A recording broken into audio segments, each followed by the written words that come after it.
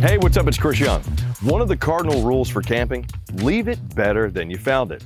A responsible RVer knows to clean their RV before putting it in storage. But the smart RV owner goes the extra mile to protect their investment. By performing these 14 essential and easy maintenance checks after your post-RV trip cleaning, here's where we get started.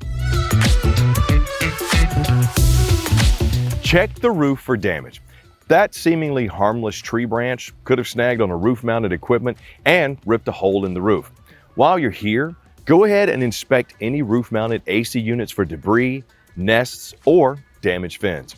Repair any cracked sealants or separating weather stripping found during your post-road trip cleaning. It's best to catch potential water damage as soon as possible because I always say an ounce of prevention way outweighs a pound of cure.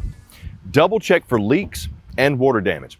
If you can, open those compartments containing the water lines and the pipes. Visually inspect them. Touch those potential problem points. Be sure to put your hands on them. It's also best to catch rust as early as possible. Take a look at the chassis and the RV underbelly for corrosion, cracks, and holes, as well as fluid leaks. Also, inspect your hitch.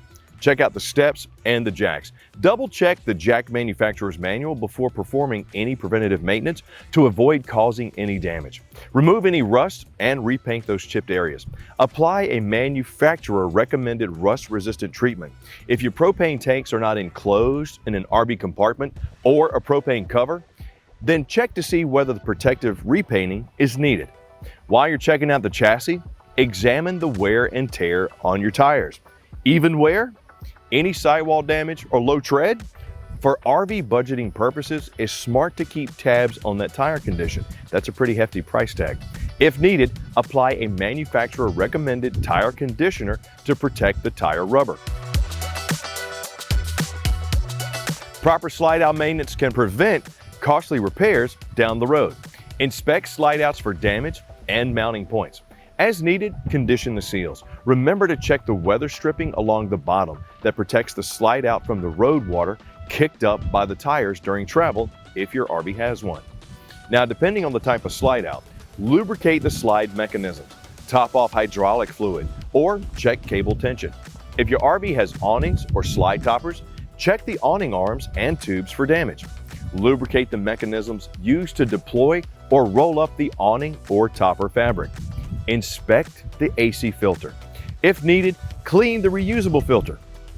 While cleaning your RV's exterior, you should have paid attention to any soot around the vents for the furnace and the water heater. For the furnace, this indicates incomplete combustion, and you should have this repaired by a certified RV tech.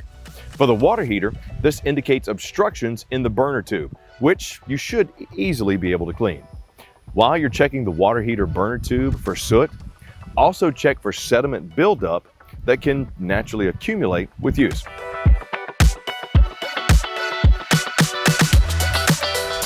It's really important to keep your batteries charged even when you aren't using them.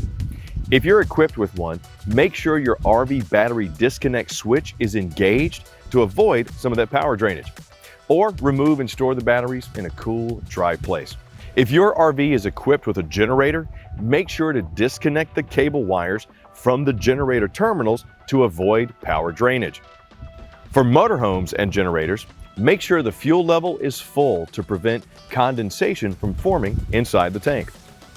Also, if your next RV outing is more than a couple of weeks away, refer to your owner's manual for when to use a fuel preservative stabilizer with your RV and generator. Follow the instructions for specific fuel preservative stabilizer to ensure that it cycles through all the lines and the engine parts. Also, check for leaks in the motorhome engine compartment and the generator. Be sure to recheck that black tank level. By now, the indicator should read empty. If it isn't, then something is either stuck to the sensor or the sensor itself may need to be replaced. If storing your RV outside for a while before your next road trip, consider using an RV cover. It'll protect it from the elements, and that's always a good thing to keep it away from. Now here's a bonus tip. These are the 14 essential post-trip RV maintenance checks that every RV owner should perform. Your RV may be equipped with more upgrades, so be sure to review your RV's instruction manual for any additional preventative maintenance requirements and add them to this checklist so you don't overlook anything. Performing these essential RV maintenance checks after your road trip will help keep your RV ready for the next adventure and, more importantly, save your wallet from costly repairs down the road.